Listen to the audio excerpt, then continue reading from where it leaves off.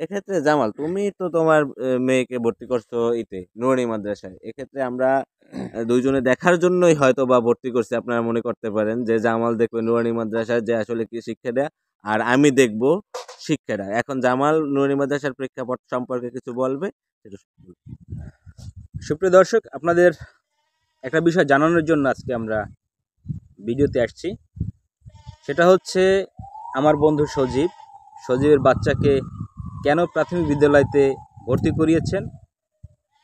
সজীব, আমাদের একটু বলো। আমরা প্রাইমারিতে ভর্তি করছি এই কারণে যে আসলে এখানের সমস্যাটা কোথায়। আসলে প্রাইমারিতে শিক্ষার কাঠামোগত সমস্যা, নাকি ওখানের মাস্টাররাই পরিপূর্ণ শিক্ষা দেয় না, এইটা দেখার জন্য আমি প্রাইমারিতে ভর্তি করছি। এবার আমি দেখবো আসলেই যে আসলে শিক্ষা ব্যবস্থাটা ওখানে নুরানি মাদ্রাসা আর এখানে প্রাইমারি, এই ক্ষেত্রে আমি দেখতে চাই যে আসলে লেখাপড়ার মানটা কোথায় ভালো আর কোন জায়গায় সমস্যা। যে জনগণ এখানে ট্যাক্স দিচ্ছে, সেই ট্যাক্সের টাকা থেকে শিক্ষকরা বেতন পাচ্ছে, তারপরও জনগণ কেন ওখানে ভর্তি না করে কেন নুরানি মাদ্রাসায় ভর্তি করে।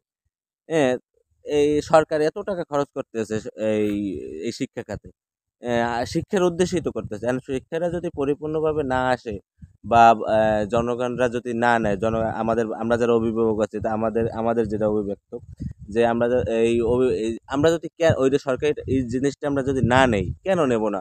সরকারি এতগুলো স্কুল করছে, এত টাকা ব্যয় করছে, তাহলে আমরা এটা নেব না কেন? এই ব্যবস্থাটা যদি আমরা নুরানি সিস্টেমে যদি আমরা করি, হয়তো বা সেক্ষেত্রে মনে হয় জনগণ আগ্রহ হবে। আর বিশেষ করে হচ্ছে যে বাংলাদেশে না 91% সামথিং লোক হলে মুসলমান।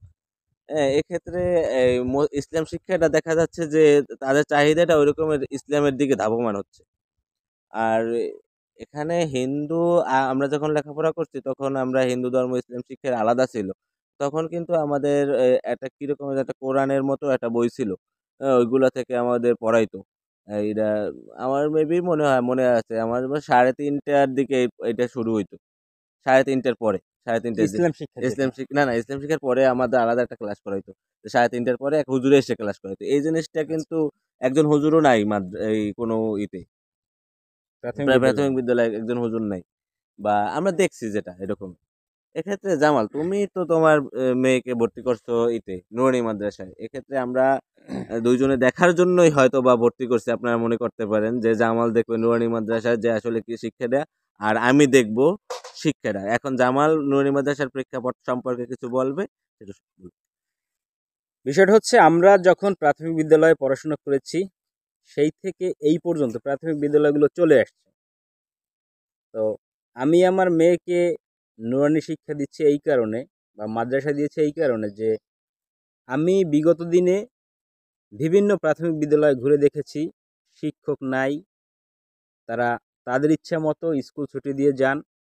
যেমন আমি এই জানুয়ারি মাসের কথাই বলছি, শুক্র শনি 2 দিন বন্ধ প্রাথমিক বিদ্যালয়, সরকারি বন্ধ। আর নুরানি শিক্ষা এটা হচ্ছে মাত্র শুক্রবার ব্যতীত প্রত্যেকটা দিন তাদের ক্লাস করান।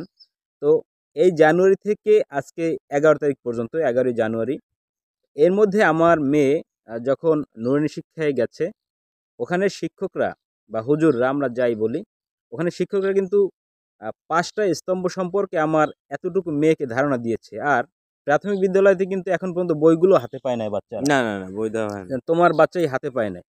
তো প্রাথমিক শিক্ষা ব্যবস্থার উন্নয়নটা যে কিভাবে হবে, এখানে গাফলতি কাদের, এবং প্রাথমিক শিক্ষার মান আসলে আমরা বরগুনাটা ফিরিয়ে আনতে পারছি কিনা, এইটা হচ্ছে তোমার বাচ্চা দিয়ে আমরা বুঝবো। আর নুরানি শিক্ষার বিষয়টা কেন তারা আগ্রহ করছেন, আমরা যেহেতু মুসলিম, আমাদের শিক্ষার প্রয়োজন আছে, আমাদের ইসলাম সম্পর্কে জানার দরকার আছে। তো আমি আমার বাচ্চাকে নুরানি শিক্ষার জন্য, মানে ইসলাম, আমার দিনের শিক্ষার জন্য ভর্তি করিয়েছি। সেখান থেকে আমি নুরানি শিক্ষার বিষয়ে জানতে পারবো, আর তোমার বাচ্চার মাধ্যমে জানতে পারবো প্রাথমিক শিক্ষা ব্যবস্থার বিষয়ে। তো সকল বিষয় মিলিয়েই হচ্ছে যে শিক্ষা ব্যবস্থার উন্নয়ন আমাদের ঘটানো উচিত। তো আমরা আপনাদের বিদ্যালয়তে যে কোনো সময় আসতে পারি, যে কোনো প্রাথমিক বিদ্যালয়ে যেতে পারি।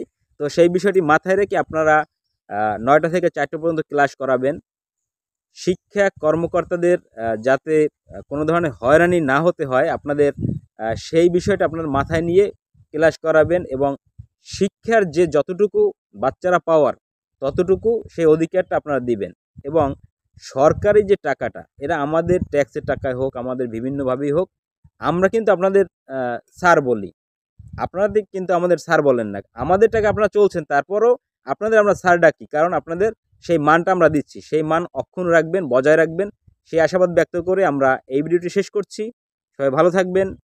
খোদা হাফেজ।